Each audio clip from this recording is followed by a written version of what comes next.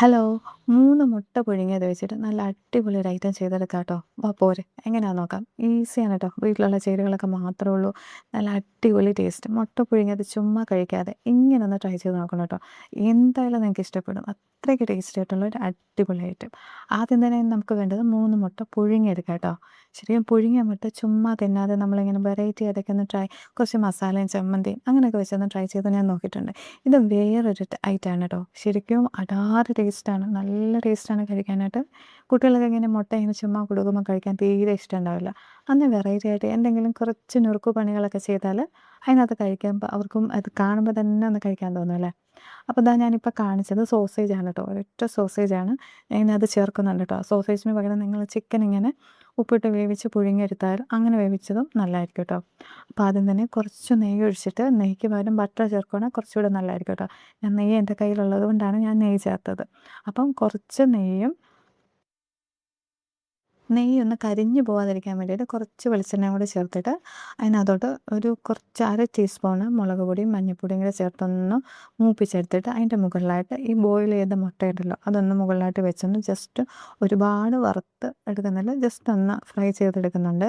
നമ്മൾ ഒരുപാട് വറുത്ത് കഴിഞ്ഞാൽ ഈ മുട്ട അങ്ങ് റബ്ബർ പോലെ ആവും, പിന്നെ കഴിക്കാൻ ഒരു ടേസ്റ്റ് ഉണ്ടാവില്ല കേട്ടോ. അപ്പോൾ ആ മുട്ട ഒരുപാട് അങ്ങ് വറുത്തെടുക്കാതെ ഒരു പരുവത്തിന് വറുത്ത് നമ്മളൊന്ന് തിരിച്ചും മറിച്ചും ഒന്നിട്ട് ആ എണ്ണയിലൊന്ന് മൂപ്പിച്ചെടുക്കുന്നുണ്ട് കേട്ടോ. എന്നിട്ട് നമ്മളൊരു പ്ലേറ്റിലോട്ട് ആ വറുത്ത മുട്ടയൊന്ന് മാറ്റി വെക്കുന്നുണ്ട്. ശരിക്കും ഇങ്ങനെ ഈ മുളകിനകത്തിട്ട് വറുത്ത് കഴിക്കാൻ ഇത്രയും ഇങ്ങനെ ചെയ്ത് കഴിക്കാൻ തന്നെ നല്ല ടേസ്റ്റാണ് കേട്ടോ മുട്ട. ചുമ്മാ നമ്മൾ പുഴുങ്ങിയ മുട്ട ചുമ്മാ കഴിക്കാതെ ഇങ്ങനെ കഴിക്കാൻ ടേസ്റ്റ് കേട്ടോ. എന്നിട്ട് അതേ ഫ്രൈ പാനിൽ തന്നെ കുറച്ച് സവോള, പിന്നെ കുറച്ച് തക്കാളി ഉണ്ടല്ലോ, പിന്നെ പച്ചമുളക് ആഡ് ചെയ്യുക. പിന്നെ സോസേജ് ഞാൻ മുമ്പേ കാണിച്ചത് അത് ചെറുതായി അരിഞ്ഞിട്ട് എല്ലാം കൂടിയിട്ട് നമ്മൾ വേറെ മസാലകളൊന്നും ചേർക്കുന്നില്ല. കാരണം മുളക് പൊടിയുടെ ആ സെയിം ഫ്രൈ പാനിൽ തന്നെ ചെയ്തുകൊണ്ട് അതിൻ്റെ അതെല്ലാം ഒരു അത്രയും മാത്രമേ ഇതിനകത്ത് മസാല വരുന്നുള്ളൂ. പിന്നെ കുറച്ച് ചീസും കൂടെ ഒന്ന് ആഡ് ചെയ്തിട്ട് നന്നായിട്ടൊന്ന് മിക്സ് ചെയ്തെടുക്കാം കേട്ടോ. അപ്പോൾ നമ്മുടെ നേരത്തെ വറുത്ത് വെച്ച മുട്ടയിലോട്ട് ഇനി നമുക്ക് കുറച്ച് നുറുക്ക് പണികളൊക്കെ ചെയ്യാം.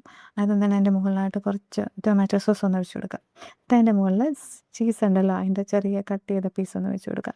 എന്നിട്ട് നമ്മുടെ പിസയിലൊക്കെ ഇടുന്ന മറ്റേ ഒറിഗാനോ ഉണ്ടല്ലോ അതും കൂടെ ആഡ് ചെയ്യുക. ഇതും കൂടെ കൂട്ടി കഴിക്കുമ്പോൾ നല്ല ടേസ്റ്റ് ആട്ടോ. ഒറിഗാനോയ്ക്ക് ഒരു പ്രത്യേക സ്വാദ്. പിന്നെ നമ്മൾ നേരത്തെ ഉണ്ടാക്കി വെച്ച മസാല ഉണ്ടല്ലോ, സോസേജും എല്ലാം കൂടെ ആ മസാലയും ഇതിൻ്റെ മുകളിലായിട്ട് വെച്ച് കൊടുക്കുന്നുണ്ട് കേട്ടോ. ഇത്രയേ ഉള്ളൂ സംഭവം. ഇതിങ്ങനെ ചേർത്ത് ഒന്ന് ഒരുമിച്ച് മുട്ട ഒരെണ്ണം ഫുള്ളായിട്ടൊന്ന് വായിലിട്ട് കഴിക്കുമ്പോൾ ഉണ്ടല്ലോ, എൻ്റെ അമ്മേ അടിപൊളി ടേസ്റ്റാണ് കേട്ടോ. അത്രയ്ക്കും ടേസ്റ്റാണ്. ഇനി അതിൻ്റെ മുകളിലായിട്ട് നമ്മൾ കുറച്ച് കുരുമുളക് പൊടി ആഡ് ചെയ്യുന്നുണ്ട് കേട്ടോ. പിന്നെ ഒരു രസത്തിന് ആ മല്ലിയിലയും കൂടെ വെച്ച് കൊടുക്കുക. ആ മല്ലിയിലയും ഇതെല്ലാം കൂടെ മൊത്തത്തിൽ വായിലിട്ട് കഴിക്കുമ്പോൾ ഒരു ഫ്ലേവർ ഉണ്ടല്ലോ, അടിപൊളി ടേസ്റ്റാണ്. എന്തായാലും നിങ്ങൾ മസ്റ്റ് ട്രൈ ആയിട്ടാണ് കേട്ടോ.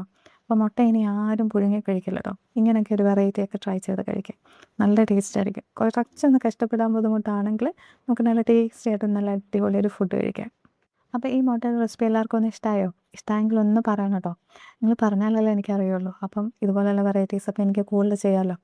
അപ്പം നമ്മൾ ഇതെല്ലാം റെഡിയാക്കി വെച്ചിട്ട് ജസ്റ്റ് ആ ചീസ് ഒന്ന് മെൽറ്റ് ആവുന്നിടം വരെ നമുക്കൊന്ന് വേവിച്ചെടുക്കാം. നമ്മുടെ ചീസ് മെൽറ്റായി അതൊന്ന് പൊളിച്ചെടുക്കുമ്പോൾ ടേസ്റ്റാണോ, അടിപൊളി ടേസ്റ്റി ആയിട്ടുള്ളൊരു ബോയിൽഡ് എഗ്ഗിൻ്റെ മസാലയുടെ റെസിപ്പിയാണ് കേട്ടോ.